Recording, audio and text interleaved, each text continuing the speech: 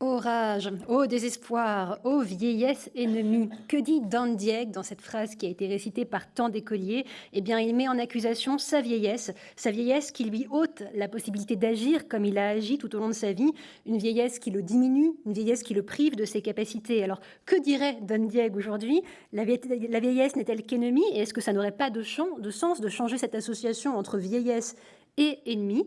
Et aux yeux de qui la vieillesse est-elle un naufrage? Est-ce que c'est aux yeux de la société? Est-ce que c'est encore aujourd'hui un ennemi à contourner?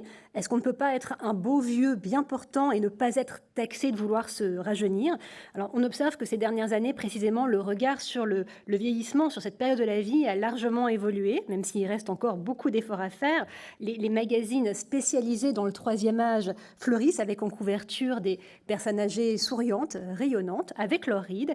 Et alors que la durée de vie s'allonge, et que les personnes âgées sont de plus en plus nombreuses dans la société. Laissez-moi quand même juste vous rappeler quelques chiffres. En 2050, un Français sur 3 et 2 milliards d'humains dans le monde auront plus de 60 ans. Dans ce contexte, tout nous porte à changer le regard que l'on porte sur la vieillesse. Mais comment y parvenir? Récemment, le pape François affirmait que la qualité d'une civilisation se juge en partie dans la manière dont elle traite les personnes âgées. Un défi, donc. Pour y faire face, autour de ce plateau, 3 personnalités que j'ai l'honneur d'accueillir dans le grand auditorium du Collège des Bernardins. Tout d'abord, Véronique Dufief, bonsoir. Bonsoir. Normalienne, vous êtes maître de conférences en littérature française à la Faculté des Lettres de Dijon. Vous venez de publier ce livre. Ce livre, c'est Bonjour vieillesse, aux éditions Salvator.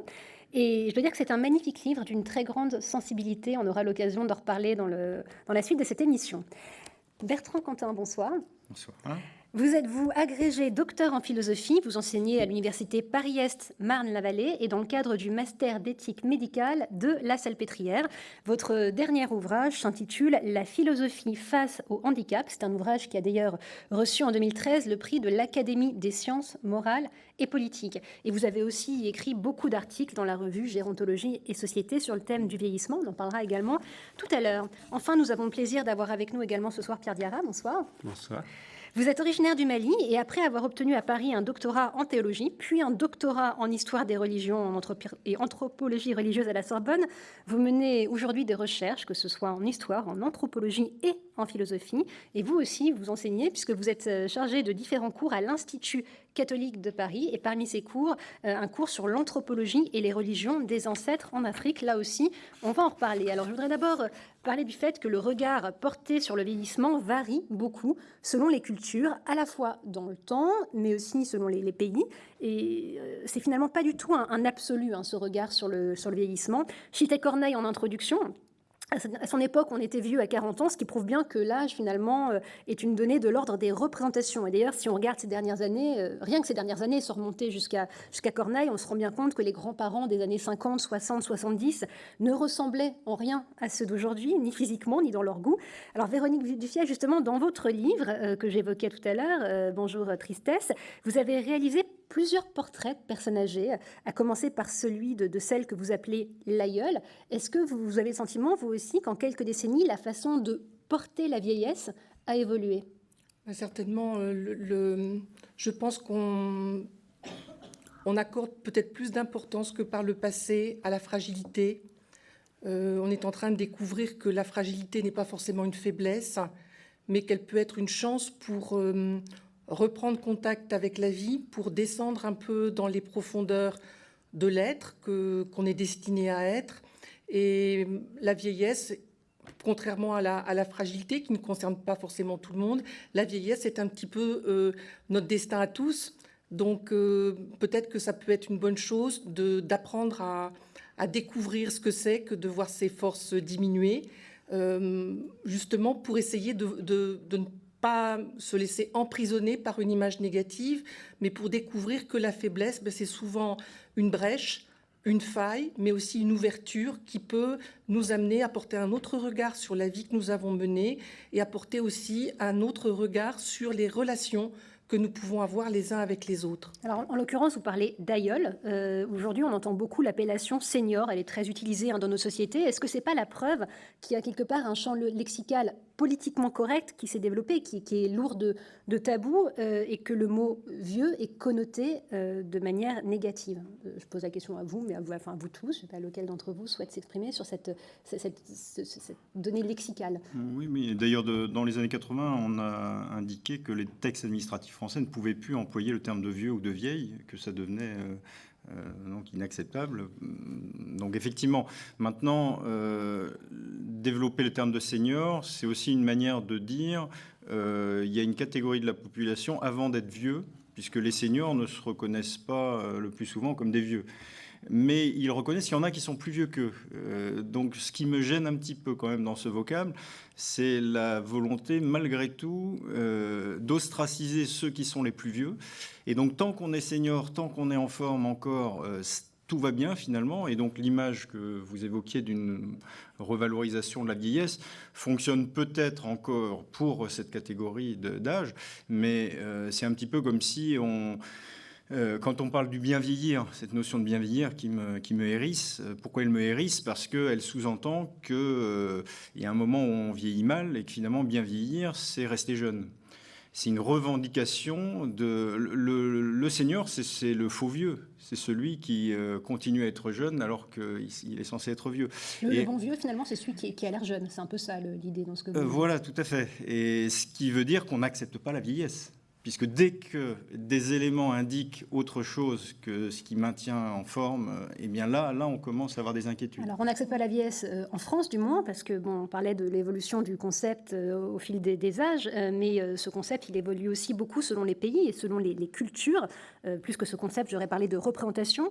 Comme je le disais, Pierre Diarra, vous dispensez un cours à l'Institut catholique de Paris sur l'anthropologie et les religions des ancêtres en Afrique. Et dans la culture africaine, on se rend compte que la vieillesse est beaucoup plus sacralisée finalement qu'elle ne l'est chez nous. Alors quelle est la place que la société donne aux personnes âgées en Afrique et comment est-ce qu'on les intègre?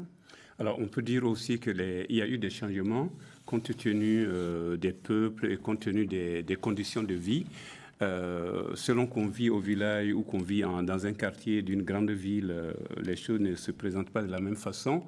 Mais on remarque quand même que le terme vieux et vieille n'est pas du tout péjoratif. Au contraire, quand on commence à avoir des cheveux blancs comme moi et qu'on a tendance plutôt à vous appeler vieux, c'est vraiment un honneur et c'est signe de respect et même signe de sagesse. C'est-à-dire on a d'une certaine manière traversé la vie, on a échappé à un certain nombre de dangers, on pourrait dire y compris la maladie qui peut faire mourir. Et on est dans une attitude où finalement on a la possibilité, compte tenu de l'expérience qu'on a eue, de recevoir des gens pour les écouter, pour leur donner des conseils et surtout pour leur poser des questions, en ce sens que finalement le vieux en Afrique ou la vieille ne donne pas des recettes, mais il invite souvent à s'interroger, à se poser les bonnes questions et finalement à réfléchir avant de prendre une décision. Donc en fait, il freine un peu les décisions rapides qui n'ont pas mûri et il est un peu, je pourrais dire, une source de sagesse et de réflexion qui permet justement de permettre à ceux qui sont encore jeunes de se dire quand je serai vieux, est-ce que j'aurai suffisamment mené une bonne expérience de vie pour pouvoir être présenté comme un sage, quelqu'un qui peut donner une bonne orientation à d'autres qui n'ont pas encore eu le temps de vieillir. Donc, en fait, ça se présente encore aujourd'hui, il me semble, même si l'Afrique est vaste et qu'il y a des différences d'un pays à l'autre, d'un peuple à l'autre, il y a quand même comme un objectif à atteindre. Et le vieux, c'est vraiment quelqu'un qui a bien vécu et qui arrive un peu au sommet de son existence, on pourrait presque dire, et qui se prépare, et ça c'est très important en Afrique, qui se prépare à aller dans l'au-delà, à aller rejoindre donc les ancêtres et quelque part les conseils qu'on lui demandait et l'attention qu'on lui accordait, eh bien cela va se poursuivre quand il va se retrouver de l'autre côté comme ancêtre. Alors vous parlez d'objectifs à atteindre. Bertrand Candan, est-ce que paradoxalement, les technologies ne nous ont pas fait dévier de cet objectif à atteindre? Je fais référence à un article que vous avez publié qui s'appelle « Le géant-monde technologique est-il vraiment accueillant ?» Et vous précisez que ces technologies, alors il faudrait que vous nous expliquiez d'ailleurs parce que voilà, en quoi elles consistent, mais ces technologies peuvent peut-être apporter une aide précieuse aux personnes âgées, mais qu'en même temps, elles risquent de les enfermer dans un monde à part. Ce monde à part, vous l'appelez géant-monde, un monde fait sur mesure. En quoi ce phénomène est-il ambivalent selon vous?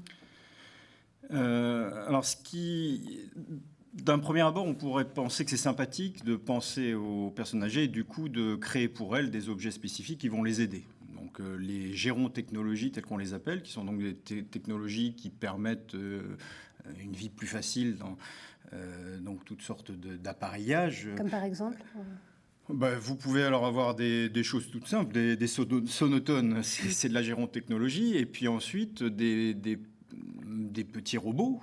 Alors par rapport aux personnes démentes dans les EHPAD, maintenant on commence à importer des phoques robots qui viennent du Japon et qui sont censés avoir une réactivité, et ce qui permet à la personne démente de se sentir bien, soi-disant. Donc, les EHPAD, pour nos téléspectateurs, pour rappeler, donc ce sont les maisons de retraite, voilà. Ce qu'on appelait les maisons de retraite, et qui maintenant ont cet acronyme qui n'est pas très, très joli. Donc ce qui m'inquiète dans l'idée du Géromonde, c'est que il y a l'idée d'une part de marché. Voilà, on se dit les vieux représentent une part de marché, c'est intéressant. Et on les voit comme des potentiels consommateurs. Et en même temps, on les isole dans leur propre monde. Vous pouvez avoir des recherches actuelles sur des panneaux publicitaires qui sont capables de repérer la personne qui les regarde. Est-ce que la personne qui les regarde est un jeune, une femme, un homme, une personne âgée? Et avec des capteurs, maintenant, on est capable de renvoyer une publicité qui correspond à la tranche d'âge de la personne. Imaginez la personne qui se promène, qui a 70, 80 ans et qui voit partout autour d'elle des publicités pour des couches pour personnes âgées, pour des lève-personnes, pour comment organiser ses obsèques sans embêter ses enfants. Et ça enferme dans un monde à part. Et il me semble que l'un des messages qu'on a apporté, à mon sens, c'est que nous avons à vivre ensemble et jusqu'au bout. Et quand Pierre évoquait l'Afrique, je pense que d'une part, il l'a remarqué lui-même qu'il faut relativiser selon les lieux. D'abord, faire une opposition en disant en Afrique on respecte les vieux, en Occident non. Ça serait faire comme si l'Afrique était monolithique, alors que comme vous l'avez dit, il y a des pays très différents, il y a des sociétés différentes, et faire aussi comme si les sociétés pouvaient être hors histoire, comme si l'Afrique était figée dans un passé qui fait que de toute façon les vieux sont pour toujours respectés, alors que l'Afrique évolue aussi, les pays africains évoluent aussi, et on voit de plus en plus des attitudes qui commencent à rejoindre un petit peu nos attitudes à nous, éventuellement avec un décalage, mais le manque de respect par rapport aux personnes âgées commence aussi à intervenir. Il intervient partout où finalement prévaut le culte de la performance. C'est un peu ça. On va revenir sur ce culte de la performance et puis aussi sur cette opportunité économique, entre guillemets, que représente le vieillissement. Mais avant de parler d'opportunité économique, parlons d'opportunité pour la personne elle-même. Véronique Duffiet, vous portez sur ce moment de la vie un regard plein de douceur et de bienveillance dans votre livre. Pourquoi? Est-ce que c'est parce qu'il s'agit d'une période privilégiée pour faire ce qu'on n'a pas forcément eu le temps de faire avant, comme par exemple s'engager ou autre? Alors, peut-être une chose à dire, c'est que moi-même, j'ai de gros problèmes de santé depuis longtemps. Je suis bipolaire depuis l'âge de 25 ans. Donc, à plusieurs reprises, dans les amis que j'ai pu avoir, il y a eu des personnes qui étaient en âge d'être mes parents ou d'être mes grands-parents.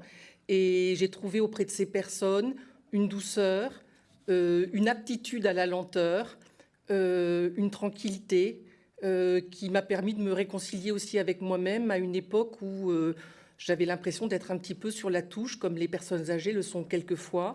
Et donc, j'ai pu vraiment apprécier une vraie présence de personnes qui, effectivement, à cause d'une certaine faiblesse, à cause d'une fatigue qu'il faut prendre en compte dans l'emploi du temps de la journée, avaient une disponibilité que les amis de mon âge qui étaient... aux prises avec leur vie professionnelle, leurs enfants et les mille et une choses qu'on a l'habitude de faire maintenant en même temps. J'ai trouvé une sorte de... Pierre parlait de frein tout à l'heure, comme s'il y avait une autre temporalité. Voilà, je trouve que les vieilles personnes qui sont obligées de ralentir peuvent nous aider à ralentir. Et peuvent nous aider aussi à prendre conscience de la folie d'un monde où il faut avoir terminé les choses avant de les avoir commencées et qui font aussi que on est toujours en train de courir et qu'on finit par ne plus savoir après quoi on court. Et voilà, cette simple présence de personnes qui ont le mérite d'être là, alors que les 3/4 du temps occupés à faire mille et une choses en même temps, nous sommes un petit peu absents à nous-mêmes et absents aux autres. Voilà, je pense que c'est quelque chose d'irremplaçable. Dans les milieux écologiques, on est en train de prendre conscience qu'il est urgent de ralentir. Bien, je pense qu'on pourrait tout à fait associer les personnes âgées, les personnes plus lentes, qui prennent enfin peut-être pour certaines le temps de vivre. On pourrait les associer à cette réflexion sur après quoi courons-nous et est-ce que ce ne serait pas une opportunité, pour reprendre le mot qui a été employé tout à l'heure, d'arrêter de temps en temps les compteurs et de réfléchir un petit peu à ce qu'on fait et à la direction qu'on cherche à donner, non seulement à nos vies individuelles, mais à notre avenir collectif. Vous répondez parfaitement effectivement à la question que j'allais vous poser sur le. C'est vrai que les personnes âgées sont très, très marginalisées, et que peuvent-elles apporter au reste de la société? Donc vous l'avez dit, de la disponibilité, du recul. Vous alliez dire? Oui, il y a un autre aspect, c'est au niveau de la communication. Alors moi, je pense forcément à ce qui se passe en Afrique, mais ça peut aussi se passer aussi en Europe. C'est la manière de communiquer des personnes âgées. On a envie de dire ils ont du temps et ils ont envie d'utiliser ce temps. Alors il y a un autre aspect en Afrique qui me semble très important, c'est le fait de ne pas donner une réponse catégorique rapide et d'obliger l'interlocuteur à rentrer dans la communication et même à chercher avec donc la personne âgée la réponse. Alors, il y a bien sûr le phénomène très lié aux cultures africaines, ce sont les mythes, les contes, les proverbes, où finalement la personne âgée n'est pas tellement là pour donner une recette, mais pour accompagner ceux qui sont en recherche de réponses à leurs questionnements, donner des pistes de recherche pour pouvoir aboutir à une décision ou à une réponse acceptable dans le contexte dans lequel il est. Et donc la personne âgée semble être un peu hors du temps et voudrait inciter peut-être à davantage de philosophie, davantage de réflexion et davantage d'ouverture aux éléments de réponse qui pourraient même venir d'ailleurs, d'un autre monde, d'un autre contexte, pour pouvoir donc, compte tenu du contexte, trouver la bonne réponse. Et ça me semble important du point de vue communication, quand on accepte donc de prendre du temps pour écouter le vieux ou la vieille, de les interroger, de voir comment les choses se passaient autrefois et comment est-ce que, compte tenu du changement, quelles sont les nouvelles manières de faire. Et ça me semble très important parce que il me semble, que ce soit en Europe, que ce soit en Afrique, les personnes âgées ont souvent du temps pour méditer, pour réfléchir et peut-être même pour comprendre certaines réalités que nous qui sommes dans l'activité ou dans l'activisme, nous n'avons pas le temps de voir et de réfléchir. Alors on est dans l'activité, nous, mais les personnes âgées de moins en moins, parce que je voudrais aborder un aspect qui est le travail des personnes âgées. Alors encore une fois, de manière très politiquement correcte, on parle du travail des seniors, et la France a clairement une position assez ostracisante sur le sujet, puisque ces personnes sont très tôt invités à cesser leur activité, là où ailleurs, dans des pays scandinaves, c'est le droit au travail à tout âge qui prime. Bertrand Cantin, quel regard portez-vous sur cette position française? Est-ce que ça vous paraît justifié ou totalement rétrograde? Cette position française, je ne sais pas si c'est une position française, mais disons que c'est par rapport à l'âge de la retraite, finalement. Oui, par rapport au travail des seniors. Ceux qui veulent continuer, on leur met souvent un peu des bâtons dans les roues, alors qu'ils peuvent apporter beaucoup. Vous avez parlé de recul, de disponibilité, vous avez aussi évoqué tout ce qu'ils peuvent apporter. Et dans la vie professionnelle, on peut imaginer qu'ils apportent beaucoup. On parlait d'Afrique, il y a ce magnifique proverbe africain qui dit qu'un vieillard qui meurt, c'est une bibliothèque qui brûle. Donc ils ont beaucoup à apporter. Oui, mais justement, on parle aussi du fait que la personne peut avoir un peu de recul maintenant. Et ce qui serait dangereux, c'est de vouloir, d'un certain point de vue, que les personnes âgées continuent à être aussi hyperactives que les autres. Donc vouloir que, comment dire, moi j'avais un slogan par rapport à ça, c'est un petit peu l'hyperactivité ou la mort. C'est ou bien vous êtes capable de prouver que vous allez faire énormément de choses, ou bien on va vous isoler, on va vous bannir. Alors les Grecs dans l'Antiquité vous bannissaient en vous excluant des murs de la cité. Nous on exclut à l'intérieur de murs qui sont ceux des dites maisons de retraite ou EHPAD. Alors ceci dit, Vous avez des personnes qui peuvent sentir le besoin, quand elles n'arrivent plus chez elles à se débrouiller toutes seules, d'avoir des supports, etc. Je ne suis pas là non plus pour faire des maisons de retraite ou des EHPAD, des lieux qui sont nécessairement négatifs. Mais ce qui m'inquiète, c'est quand même cette obsession de la performance. Et quand on évoque en Afrique cette sagesse qui serait celle des personnes plus âgées, on a cela aussi dans notre culture avec Sénèque qui, dans La brièveté de la vie, c'est une distinction entre ce qu'il appelait les occupati et les otiosì. Les occupati, c'est les gens qui étaient absorbés par leurs tâches et lui-même se disait en faire partie, dans la mesure où, avec des charges politiques importantes, il n'avait pas eu de temps pour véritablement penser suffisamment sa vie. Et les otiosì, c'est les hommes de loisirs, mais de loisirs studieux, les hommes qui peuvent enfin se consacrer à l'essentiel. Donc il serait dommage que les personnes âgées ne puissent, ou les seniors, si le mot gêne personnes âgées, que si les seniors se disaient, pour pouvoir continuer à avoir une valeur dans notre société, il fallait qu'ils continuent à s'agiter. Alors que... On pourrait citer aussi, on a parlé de l'Afrique et des pays scandinaves, on pourrait citer l'exemple du Japon, où les vieilles personnes ont vraiment encore leur place, sans forcément donner dans l'hyperactivité, occupées à des petites tâches simples, faire passer les enfants au passage clouté, ramasser des canettes, participer au recyclage de manière très concrète. On le voit avec les films de Miyazaki, qui accueillent toujours l'image des vieilles personnes presque dans tous ses films, donc avec une conception et un fonctionnement social qui permet à toutes les classes de la société de vivre ensemble. Là, on parle beaucoup de mixité sociale en France et on parle souvent beaucoup des choses qui n'existent pas pour faire comme si elles existaient. Mais au Japon, il y a cette possibilité aussi de partager la vie quotidienne et de permettre à chacun de côtoyer des personnes de tous les âges. Et ça, je crois que c'est quelque chose dont on souffre beaucoup en France. C'est vrai qu'on parle des seniors, il y a une nouvelle étiquette, mais le quatrième âge, on ne le voit plus. Parce que le quatrième âge, c'est toutes les personnes qui sont un petit peu parquées à l'extérieur de nos villes, dans ce qu'on aurait appelé autrefois, d'un mot un peu cru, de mouroir. Et finalement, cette proximité avec le très grand âge... Elle est très salutaire. Oui. Et oui, elle est salutaire parce que côtoyer le corps extrêmement... délabré par l'âge de vieilles personnes ou de très vieilles personnes, c'est aussi une manière d'apprivoiser la mort. C'est aussi une manière de pouvoir regarder la réalité de ce qu'on sera demain. Et le problème, c'est que là, il y a une censure qui nous empêche de penser la mort de manière réaliste. On va revenir à toutes les initiatives qui peuvent être imaginées, notamment en termes de mixité de logement aussi. On pourrait ajouter au niveau des activités, parce que on n'est pas tous obligés dans nos sociétés et dans nos familles de faire la même chose.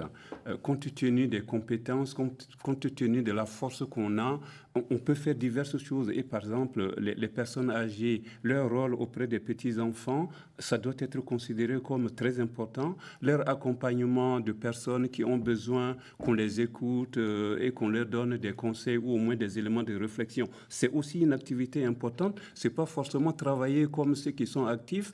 Et si on fait comme si il n'y a que cette manière de travailler qui existe et qui est importante dans la société, il y a tout un aspect de la vie communautaire qui est oublié. Et je pense un peu aux paysans africains où finalement la personne âgée, le vieux ou la vieille, ils ont leur rôle à jouer et ils ont une activité très précise qui fait que finalement on tient compte de ce qu'ils sont devenus au fil des ans. Ils ont moins de force, mais ils sont capables de réfléchir, ils sont capables de donner des conseils et c'est considéré comme du travail. Donc si on ne prend pas cet aspect dans nos sociétés, que ce soit en Europe ou ailleurs, on oublie que justement il faut des gens aussi qui réfléchissent, il faut des gens qui écoutent les enfants, qui écoutent les personnes qui ont besoin de conseils et que cela doit aussi être considéré comme du travail. Vous avez raison, vous avez évoqué tout à l'heure les publicités qui, on cherche à vendre des couches pour les personnes incontinentes, etc. C'est vrai qu'aujourd'hui, les personnes âgées sont souvent regardées comme un moteur de l'économie, pas tellement par leur force active, parce que, comme je l'ai dit, elles sont un peu marginalisées dans le domaine professionnel. Mais en revanche, on estime que le vieillissement aurait une valeur économique à telle enseigne qu'on a beaucoup parlé de silver economy. Est-ce que c'est quelque chose que vous trouvez dérangeant? Est-ce qu'il faut considérer les personnes âgées comme une charge, ou alors est-ce qu'au contraire, il faut prendre toute la mesure de leur pouvoir d'achat et de leur contribution à l'économie? Comme je l'ai dit tout à l'heure, ce qui m'inquiète, c'est le fait de segmenter notre société en différentes... Alors bien sûr, ça peut être le métier des commerçants de vouloir segmenter les cibles, mais qu'il y a un discours ambiant qui dise il y a des personnes différentes, faire comme si les personnes âgées étaient des aliens. Ils appartiennent à un autre monde pour lesquels on va gérer l'économie d'une façon spécifique. Ils appartiennent au même monde que nous tous. Enfin, nous sommes dans un monde. Enfin, en tout cas, c'est ce vers quoi nous devons tendre.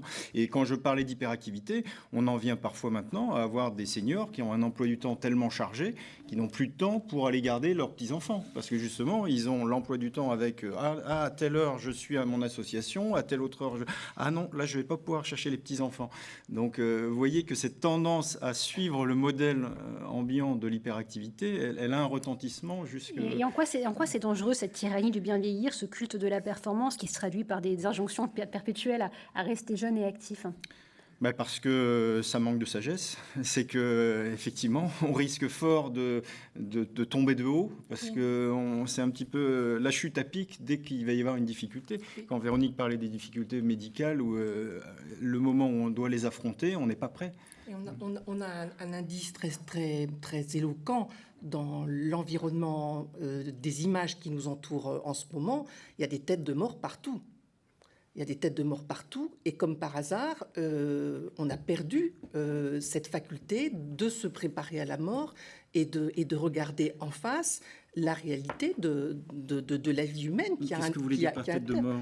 Des têtes, je sais pas si vous... Moi, ça me saute à la figure chaque fois que je sors dans la rue. Il y a des crânes partout, sur les baskets, sur les t-shirts, il y a certaines marques de prêt-à-porter qui, effectivement... Il y a une espèce de déferlement de têtes de mort dans nos représentations actuelles. C'était le travail de Niki de Saint-Phal aussi, avec toutes ces têtes de mort. Oui. Il y a effectivement une représentation... Mais ce qui me paraît frappant, que des artistes aient travaillé sur ce motif, c'est une des possibilités de création qui existent. Moi, ce qui me paraît éloquent maintenant, c'est ce déferlement, ce raz-de-marée. On en voit même maintenant pour des vêtements d'enfants. C'est un retour du refoulé. Sur des t-shirts roses. Oui, je crois qu'effectivement, il y a une angoisse qui s'exprime sous cette forme et qui est liée directement, justement, à cette segmentation et à cette manière qu'on a de s'amputer d'une part de notre corps social dont nous avons en réalité un besoin vital. Voilà, ça, je crois que... ce qui est un petit peu dommage aussi dans la réflexion qu'on a habituellement sur la vieillesse, c'est que on envisage les choses comme si notre lien avec les personnes âgées était unilatéral, comme si les choses allaient dans un seul sens. Je crois vraiment que le jour où on arrivera, comme on essaye de le faire maintenant aussi dans les milieux médicaux, pour tout ce qui concerne la fragilité psychique, à réfléchir ensemble, à œuvrer ensemble, à considérer qu'on ne va pas vers ou on ne descend pas vers, mais on est ensemble, on est avec. Là, les choses vont peut-être éventuellement un petit peu progresser. Il y a un rapport au temps, effectivement, qui est problématique. Et puisqu'on parle du regard porté sur la vieillesse, c'est vrai que dans nos sociétés occidentales, du moins, c'est un regard qui est encore beaucoup trop teinté de dégoût, d'éloignement, de mise à l'écart, disons les choses telles qu'elles sont. Et d'ailleurs, les personnes âgées sont très peu représentées dans les publicités ou au cinéma, ou alors sous forme extrêmement caricaturale. On se souvient de la légendaire Tati Daniel. Bon, c'est pas une représentation très, très glorieuse, on va dire. Et ce qui est intéressant, c'est que ce regard très hostile sur la vieillesse, il n'est pas uniquement véhiculé par des personnes âgées, il n'est pas uniquement véhiculé par des jeunes, mais par des personnes âgées elles-mêmes. Je fais par exemple référence à un livre que vient de publier Françoise Hardy, qui a aujourd'hui 71 ans, et dans lequel elle ne cesse de répéter que la vieillesse est un naufrage, pire, je la cite, une dévastation, je la cite encore, l'insupportable déchéance du corps. Elle a ajouté dans un article paru récemment dans le Huffington Post, pour ne pas vivre cette exclusion, je reste seule chez moi. Alors quand les stars s'y mettent elles aussi, est-ce que ça contribue pas à figer des clichés dans nos esprits ? Ça montre à quel point François Hardy n'a pas fait beaucoup de philosophie, peut-être. C'est vrai qu'il y a... Si toute sa vie, on se masque les données essentiel de la condition humaine. Lorsqu'elles nous apparaissent, elles nous frappent de plein fouet. Le choc est rude. Et là, visiblement, le choc est rude pour elles. Mais en même temps, il ne faut peut-être pas mettre en exergue une description singulière, un récit singulier. On aura toujours des personnes Bien sûr, qui mais vivront il est plus assez mal. représentatif, malheureusement, et assez emblématique de la conception que se font beaucoup de personnes. Parce qu'on vit avec cette illusion de toute puissance qui peut se maintenir tant qu'on est en bonne santé. Là, je suis en train de travailler sur un nouveau livre que j'intitulerai « L'homme des marges », où je revendique l'idée que les situations de marge, qui ne sont pas celles de la pleine santé, nous révèlent beaucoup plus ce qu'est l'homme.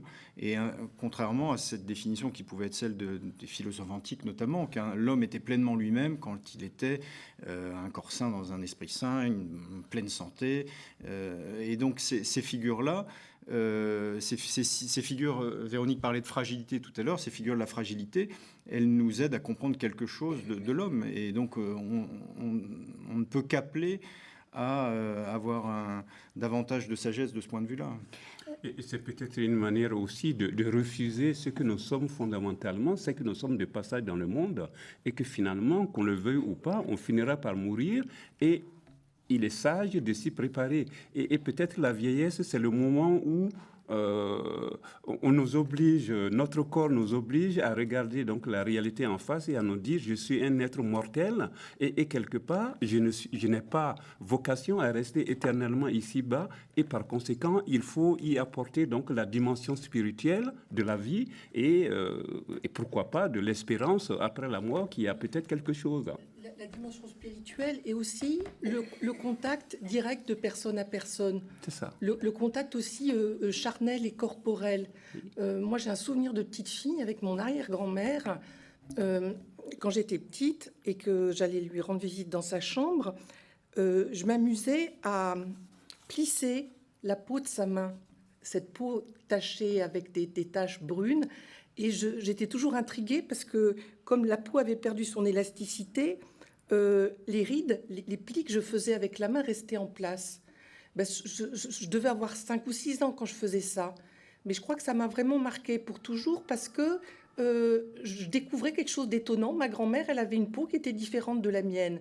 Et je crois que cette proximité physique, cette possibilité d'apprivoiser le corps de l'autre et de savoir dans son fort intérieur qu'au fond, quand j'aurai 90 ans, j'aurai la peau brune aussi avec des taches et qui restera avec ses plis en place.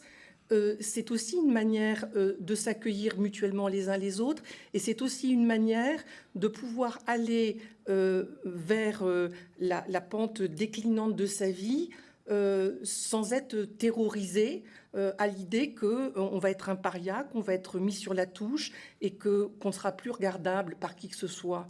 Voilà, je crois que cette dimension corporelle aussi, elle est très importante. Dimension corporelle et dimension spirituelle. Pour rebondir sur la dimension spirituelle, je voudrais citer le pape François qui a plusieurs fois incité les fidèles à porter un regard plus bienveillant sur les personnes âgées, soulignant, je le cite, que les anciens devraient être pour toute la société des porteurs de sagesse. C'est un peu ce que vous disiez tout à l'heure. Il a fait observer, là, je le cite encore, que les sociétés actuelles ne sont pas assez organisées pour laisser une place aux personnes âgées, respectant leur fragilité et leur dignité.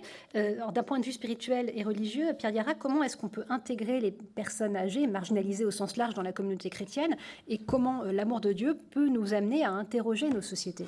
Moi, je pense qu'il y a quand même une dimension qui me semble importante chez la personne âgée.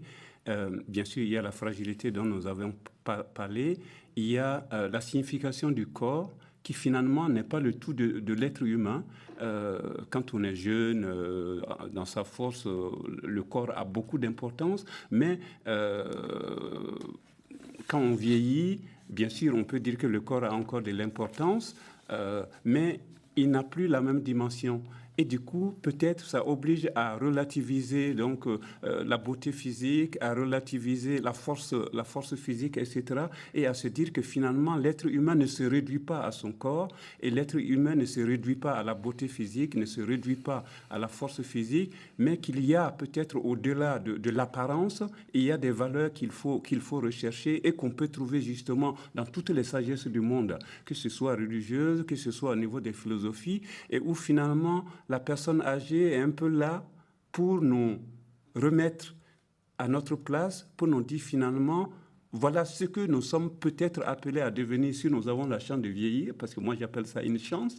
Et voilà ce à quoi il faut tendre. On pourrait même très bien imaginer que qu'on ne redescend pas pour finir, on a envie de dire, dans la mort, qu'on progresse spirituellement jusqu'à ce que mort s'en suive, et que justement la dimension spirituelle n'est pas simplement liée au vieillissement du corps, ça peut être un tremplin pour aller toujours plus haut et peut-être finir dans l'au-delà avec, après avoir donc acquis un certain nombre de valeurs spirituelles qu'on transmet, parce qu'il y a aussi cette dimension dont nous n'en avons pas parlé. Les personnes âgées ont vécu, ont une expérience, et je sais qu'en Afrique, c'est très important que la personne qui va bientôt mourir puisse transmettre un message comme une sorte de synthèse de valeurs vécues qui transmet à la génération future pour leur dire voilà ce que moi j'ai vécu, voilà ce que j'en retiens, et c'est ça que je vous propose pour mieux vivre. Et c'est une sorte de transmission de valeurs spirituelles.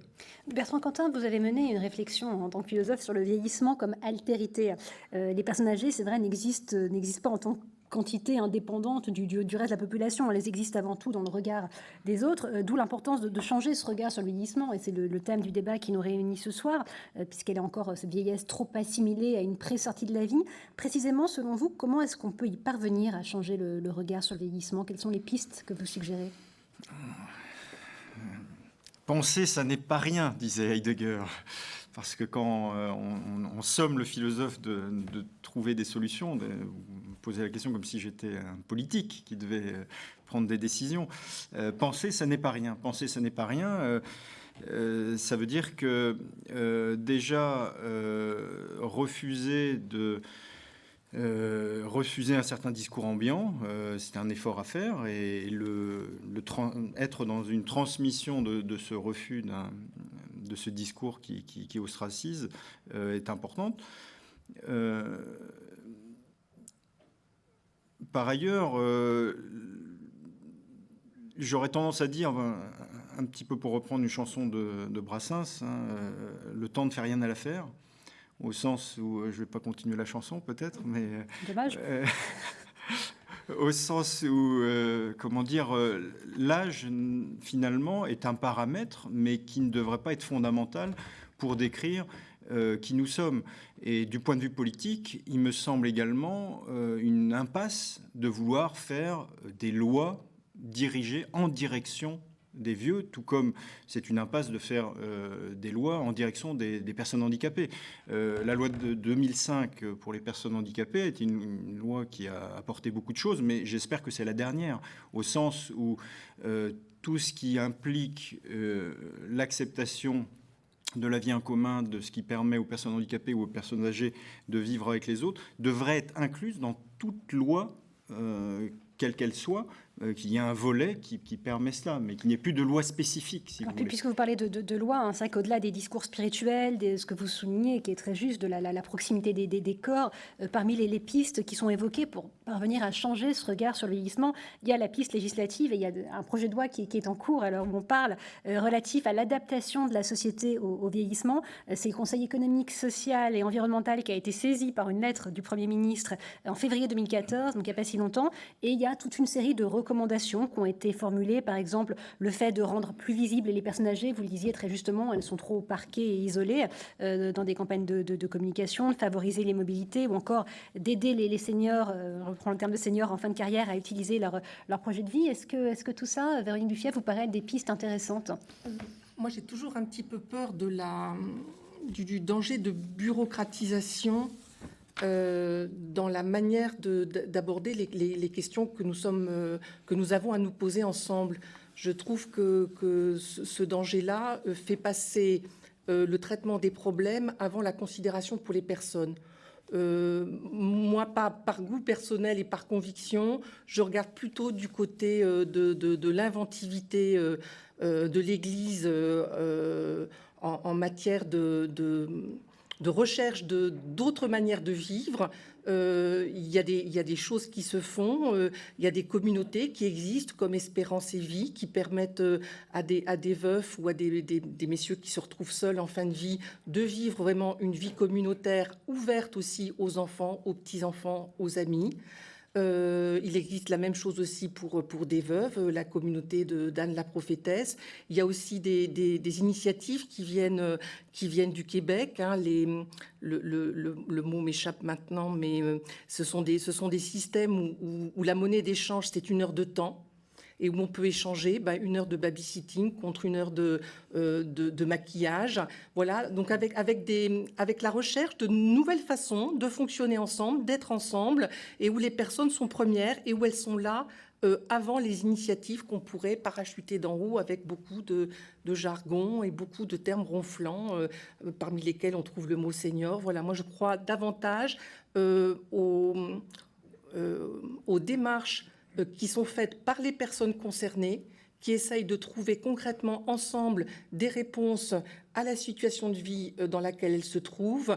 Voilà, c'est plutôt de ce côté-là que je me tourne spontanément que du côté des décisions qui sont parachutées comme des paquets cadeaux, quelquefois avec des bombes à retardement à l'intérieur. Pierre Diarra, pour rebondir sur ce que vient de dire Véronique Dufièvre, est-ce que vous aussi, les pistes qu'elle évoquait, le discours de l'Église, par exemple, ou des initiatives venues d'ailleurs, du Québec, vous paraissent intéressantes, et vous qui, justement, avez ce regard différent du nôtre, peut-être, parce que vous avez pu expérimenter dans un pays africain, justement, ce qu'était le rapport à la vieillesse, est-ce qu'il y a des choses qui sont pratiquées là-bas, dont vous pensez qu'elles auraient du sens ici? Quelles seraient vos solutions à vous pour changer ce regard encore trop hostile vis-à-vis des personnes âgées? Alors, il y a un point qui me semble très important, c'est la reconnaissance des vieux et des vieilles, si je peux me permettre d'utiliser ce terme même à Paris. Ils ont travaillé pour nous dans la société, dans la famille, dans des lieux qui nous ont transmis, et qui fait que finalement la société leur doit une reconnaissance importante, qui fait que finalement ce n'est pas des étrangers à la société, c'est ceux qui ont fait qu'aujourd'hui nous avons ceci ou cela. Ça, c'est un premier point qui me semble important, aussi bien en Afrique qu'en Europe et ailleurs. Donc la reconnaissance de la société pour ces personnes qui souvent se sont donné corps et âme pour qu'il y ait des lois plus justes, pour qu'il y ait suffisamment de convivialité, de vivre ensemble. Ils ont vraiment travaillé pour nous. Ça, c'est la première chose. La deuxième chose, c'est que finalement, ils peuvent nous donner, en comparant différentes époques ou en comparant différentes lois ou en comparant différentes situations, nous donner des éléments pour réfléchir aujourd'hui. Que nous ne pensions pas que nous avons toutes les solutions en main, que nous savons tout, alors que, comme diraient certains proverbes, on n'a même pas vécu longtemps, on n'a même pas 50 ans et on croit connaître tout. Parce que justement, il y a l'espérance de la vie qui peut apporter des éléments pour permettre justement de trouver des solutions plus justes et plus humaines. Et donc, les personnes âgées peuvent rentrer dans le débat, ils peuvent nous donner des idées, et parfois, on les écarte, soi-disant qu'ils ne réfléchissent pas vite ou qu'ils ont, ils ont une manière de voir vieille, alors qu'ils peuvent nous apporter des éléments pour réfléchir. Et lié à ça, il me semble qu'il y a toutes les sagesses. Ce n'est pas forcément des sagesses proverbiales, des mythes et autres, toute la sagesse qu'une personne peut acquérir au cours de son existence et qui peut être proposée comme élément supplémentaire à chaque fois qu'il y a une solution à chercher. Les questions qui se posent aujourd'hui en France, il me semble qu'il est important de demander l'avis de ceux qui ont vécu avant nous, qui ont une expérience et qui peuvent amener des éléments de réponse ou au moins nous obliger à ne pas prendre des décisions trop rapides sans tenir compte de toutes les couches de la société. Donc, toutes les générations ont leur part de réflexion, mais les personnes âgées qui sont toujours vivantes font partie de notre communauté de vie et par conséquent nous devons tenir compte de leur avis. Alors justement, leur avis, il n'est pas très souvent sollicité. On a souvent tendance à dire voilà, ils sont vieux, ils comprennent rien, voire ils sont Alzheimer. Alors je voudrais quand même rappeler ce chiffre, hein. Il y a seulement 5% des plus de 65 ans qui sont touchés par Alzheimer. Inconsciemment, on a tendance à penser que c'est beaucoup plus. 5%, ça veut dire qu'en réalité, 95% sont indemnes et c'est pas du tout dans les représentations. Alors je voudrais revenir sur les initiatives. Vous citiez, Véronique, avec l'échange 1 heure de maquillage contre 1 heure de babysitting, etc. Il y a des initiatives qui ont été développées, vous le disiez, au Japon. En France, il y a des initiatives qui ont été développées en termes de logement, de personnes, de développement de l'intergénérationnel. Dans l'Oise, notamment, il y a des emplois de visiteurs de courtoisie, c'est comme ça qu'on les appelle, là aussi c'est un peu politiquement correct, qui ont vu le jour, où on commence à envisager justement des logements intergénérationnels, où un jeune qui a peu de moyens peut être accueilli chez un retraité, donc ça fait une présence, et puis prodiguer quelques services pratiques, type courses alimentaires ou autres. Bertrand Cantin, qu'est-ce que vous pensez de ce type d'option ? Ça peut être très bien. J'aurais tendance à penser que de toute façon, il ne faut pas jouer une catégorie de la population contre une autre en se disant ça nous coûte trop cher de s'occuper de créer des types de logements ou des types de matériel pour les personnes âgées ou pour les personnes handicapées. C'est la même problématique. En fait, on a tous à y gagner. Je prends pour exemple les matériels dans les transports, les bus qui sont maintenant quasiment tous avec des plateformes ouvertes, avec un espace beaucoup plus accessible par rapport au bus il y a 10 ans. Le métro, c'est la même chose. Les trains régionaux en France, maintenant, il y a de la place, on entre facilement, les toilettes sont immenses, on a l'impression qu'on est au Carlton, on a de la lumière, par rapport au WC étriqué d'il y a 15-20 ans. Donc on a tous à gagner, même donc ne pas jouer une catégorie de la population contre une autre dans ce domaine-là. Vous avez senti... Oui, pardon. Oui, il me semble qu'il y a aussi en France quelque chose qui me semble très important. De plus en plus de grands-parents se soucient de la transmission de la foi et des valeurs générales. Davantage qu'auparavant, voilà. Sentiment. D'accord. Peut-être parce qu'ils ont pris conscience de leurs responsabilités et peut-être aussi parce que la transmission de la foi est peut-être plus difficile et du coup, les gens qui ont vécu de quelque chose qui leur semblait important, ils se disent peut-être que je peux transmettre au moins une partie à mes petits-enfants. Moi, ça m'a servi. Eh bien, peut-être que ça peut servir à mes petits-enfants. Et dans d'autres domaines scientifiques, philosophiques et autres, où justement on sent que les personnes âgées, sans doute sentant que peut-être dans quelques années, elles ne seront plus là, se disent qu'est-ce que je vais transmettre à mes enfants et à mes petits-enfants et qui va leur servir pour bien vivre comme eux-mêmes ont vécu. Donc, il y a aussi cette transmission de valeurs qui me semble très importante et il me semble que ça existe de plus en plus en France. Il y a des tas d'idées à exploiter. Hein. Il existe aussi des associations où des personnes à la retraite parrainent les études d'un jeune qui se lance dans la vie avec un arrangement qui permet à chacun de s'y retrouver, qui permet à tout le monde de se sentir utile et de donner du sens à ce qu'il est en train de faire. Donc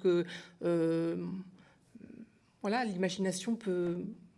Et puis peut-être il y a la relativisation de certaines choses dans la vie.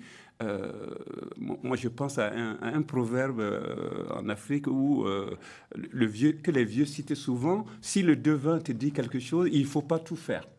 Pour dire finalement, même dans le religieux, même dans ce qu'il y a de valorisant dans nos transmissions, il y a une note critique à avoir et c'est souvent le vieux qui a pris le temps de réfléchir sur sa vie, de considérer la société, qui se dit finalement, il y a des choses critiquables et même quand c'est important, il faut savoir relativiser et se dire, il faut un peu de sagesse dans la vie. C'est vrai qu'à l'heure actuelle, ces initiatives sont intéressantes, mais elles ne sont pas toujours très médiatisées. Alors comment est-ce que, je ne sais pas, des personnes âgées qui nous écouteraient ou des jeunes qui nous écouteraient, qui pourraient avoir envie de se tourner vers telle ou telle solution, du type de celle que vous proposez, comment est-ce qu'on peut s'informer ? Est-ce qu'il y a un portail ou un endroit où on peut... C'est peut-être encore quelque chose à créer, pourquoi pas, ça donnera peut-être des idées à des personnes qui nous écoutent, mais je pense que... On est en train quand même, sur pas mal de plans, de découvrir les dégâts et le coût d'une vie conçue comme une frénésie perpétuelle. Il y a de plus en plus de personnes qui font des AVC relativement jeunes. Moi, j'ai une de mes collègues qui n'a même pas 50 ans qui vient de faire un AVC. Il y a des burn-out. On est en train de se rendre compte que foncer dans le tas avec des œillères sans regarder où on va, ça cause des dégâts. Et peut-être que les personnes âgées, comme les personnes qui sont fragiles psychiquement, comme toutes les personnes qui tombent malades et qui se retrouvent sur la touche, qui ne rentrent plus dans les cases de productivité, peuvent nous aider voilà, à se demander, mais est-ce que être beau, c'est la source du bonheur? Est-ce qu'être tout-puissant, c'est la réponse à tout? Voilà, c'est peut-être la chance de la faiblesse ou la chance de la fragilité de nous remettre en contact avec notre profond désir de vivre. Pourquoi est-ce qu'on est là et qu'est-ce que je fais de ma vie? Voilà. Et donc, je pense que peut-être au-delà de toutes les initiatives concrètes qui peuvent être faites pour nous aider à mieux vivre les uns avec les autres, il y a peut-être aussi tout simplement la découverte qui surgit dans différents endroits, dans les milieux où on réfléchit à la santé ou autres, la réflexion de se dire est-ce que ma vie vaut la peine d'être vécue, même si je suis diminuée, même si je ne suis pas en état de travailler, même si voilà, je suis cassée en deux et je marche avec une canne, et qu'est-ce qui reste? Qu'est-ce qui reste quand tout le reste a foutu le camp? Voilà. Et peut-être faire cette découverte que ce qui reste quand tout le reste a foutu le camp, eh ben, c'est peut-être ça qui peut sauver ce qu'on a vécu, même si par ailleurs on est passé complètement à côté de sa vie. Bertrand Cantat, en une minute, parce qu'il nous reste très peu de temps, Véronique Dufiège parlait de mieux vivre avec les uns avec les autres. Est-ce que justement le problème, c'est pas aussi que les lieux de sociabilité, notamment pour les personnes âgées, sont insuffisants? Insuffisant. Déjà, vous dites les lieux de sociabilité pour les personnes âgées. C'est-à-dire que déjà, vous les mettez à part entre elles. Il faudrait se demander si les lieux de sociabilité pour les hommes, oui, tout simplement. Oui. Les lieux de sociabilité pour rapprocher les personnes âgées des restes de la population. Oui, à partir du moment où on commence à penser en termes d'isolement, évidemment, on ne va pas se retrouver ensemble. C'est le commencement de la fin. Oui, je rejoins ce que dit Véronique avec cette idée que finalement les personnes âgées, tout comme les personnes en situation de handicap, pourraient finalement être des sortes de cheval de Troie de notre société qui est un peu dans l'aveuglement. Et paradoxalement, leur fragilité, leur faiblesse peut être une force parce qu'elle va nous permettre un rebond. On va rester sur cette note positive puisque cette émission touche à sa fin. Merci à tous de l'avoir suivi. La semaine prochaine, dans le cadre de notre prochain Mardi d'Actu, nous évoquerons le thème de la laïcité est-elle instrumentalisée? D'ici là, bonne soirée à tous.